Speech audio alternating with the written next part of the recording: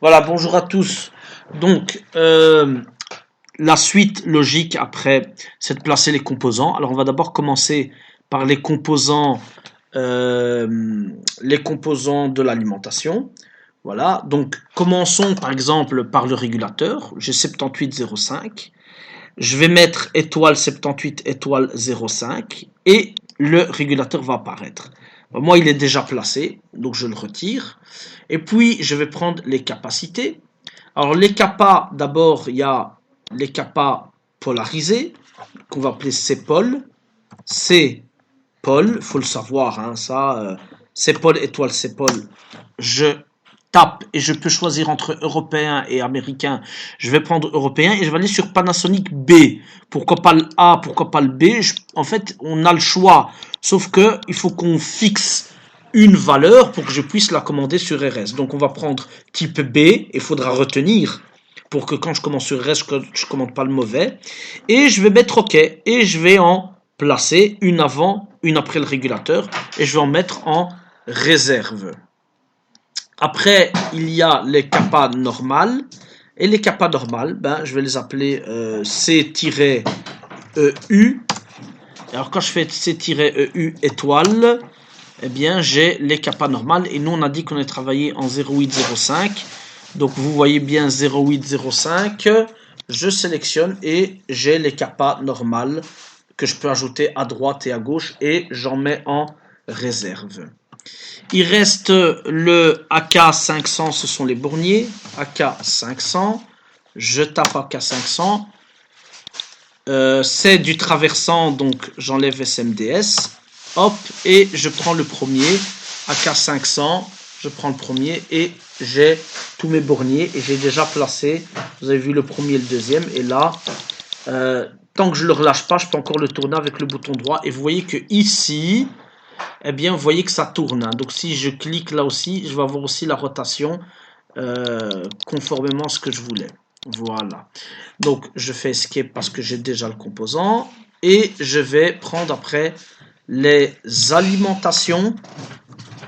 Les alimentations qu'on va taper Supply. Mais là, c'est directement sur la librairie. Il y a une librairie qui s'appelle Supply et là vous pouvez choisir le 12 ou plutôt VIN dans Supply 1 plutôt vous allez prendre V+,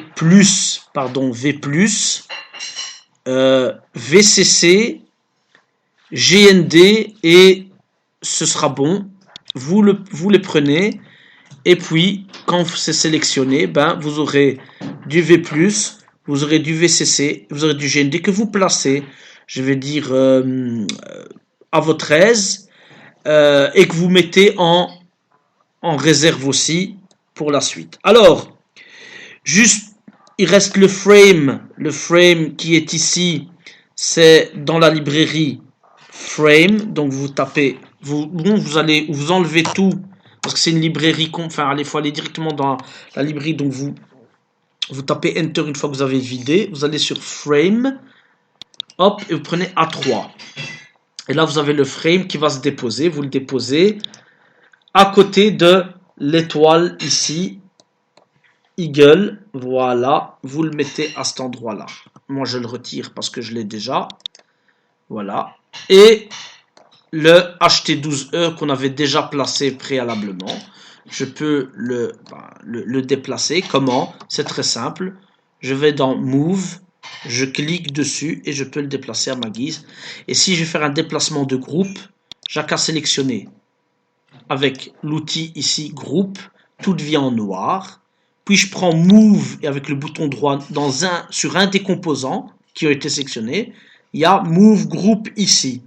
Et là, vous voyez que tout le groupe peut se déplacer. Ça va, et donc nous on va essayer de tout bien séparer. Alors, j'ai presque fini mon alim, il me reste quoi? La résistance et la diode. Alors la résistance, je vais prendre de nouveau la librairie R-européen, étoile R européen, voilà. Et je vais aussi travailler en 0805, ça c'est facile. Quand il s'agit des résistances et des capas simples, on a le standard, c'est 0805. Alors là, je trouve pas, c'est normal parce que je suis en pad. Je vais mettre en SMDS. je clique et là, je me retrouve avec les bonnes valeurs. 0,8, 0,5 et là, j'ai la valeur de ma résistance en composant de surface. Je vais en placer une et je vais trouver une diode. La diode en composant de surface aussi. D'accord?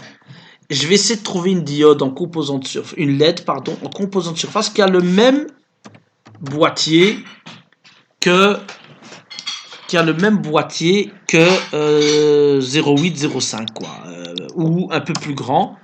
Et alors là, si j'arrive à trouver, voilà, j'ai le LED ici. Qu'est-ce que j'ai? Est-ce que je peux avoir les boîtiers comme les 0,8, 0,5?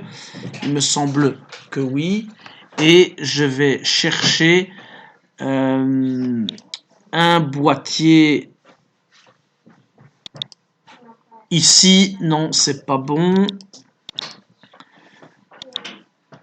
Alors, je cherche en même temps que vous, comme ça vraiment c'est du real time. Et voilà, vous avez une LED en taille 0,8, 0,5 ici, que je vais pouvoir placer.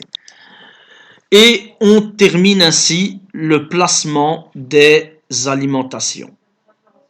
À la prochaine vidéo.